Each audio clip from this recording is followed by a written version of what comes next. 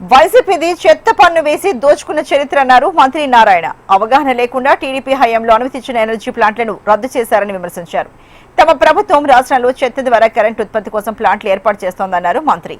నెల్లూరు నియోజకవర్గంలోని తొంతాలి డంపింగ్ యార్డును పరిశీలించిన ఆయన రాష్ట్రంలోని అన్ని మున్సిపాలిటీల్లో యుద్ధ ప్రాతిపదికన వ్యర్థాలను క్లియర్ చేసినట్లు వెల్లడించారు. లెగసీని వదిలేసిపోయింది. చెత్తని ఎంత వదిలేసిపోయిందంటే 153 లక్షల టన్నులు. ఇంకా కూడా గ్రౌండ్ కింద ఇంకా కొంత ఉంది. గ్రౌండ్ అబవ్ తీసుకుంటే 53 లక్షలు ఉంది. తర్వాత గ్రౌండ్ కింద తీసుకుంటే మొత్తం వేస్తే 153 లక్షలు తేలింది. ఆల్మోస్ట్ రాష్ట్రంలో 123 మున్సిపాలిటీస్లో మెజారిటీ క్లియర్ చేసాం. అన్ని దగ్గర 107 మున్సిపాలిటీలో ఈ ప్రాసెసింగ్ ప్లాంట్ వర్క్ జరుగుతుంది. కొన్ని దగ్గరలు అయిపోయింది, కొన్ని దగ్గర ఈ ప్రాసెసింగ్ ప్లాంట్ అయిపోయినాయి.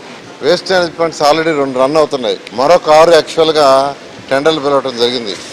గవర్నమెంట్ ముఖ్యమంత్రి గారు లాంగ్ విజన్తో 2014-19 10 ప్లాంట్లు శాంక్షన్ చేశారు. అందులో 2 ప్లాంట్లు అడ్వాన్స్ స్టేజ్లో ఉంటే ఆ 50 లాక్ కంప్లీట్ చేశారు. మిగతా 8 గత ప్రభుత్వం క్యాన్సిల్ చేసింది. ఈ విధంగా గత ప్రభుత్వం అవగాహన లేక ప్రపంచం ఎలా మారుతుంది, డెవలప్డ్ కంట్రీస్ ఎలా ఉన్నాయి, వాళ్ళు ఏం చేస్తున్నారు, మనం ఎందుకు చేయకూడదనే ఆలోచన లేదు. ఏమీ చేయకుండా కుప్పలు కుప్పలు వదిలేసింది, ప్రజల మీద చెత్త పన్నేసింది.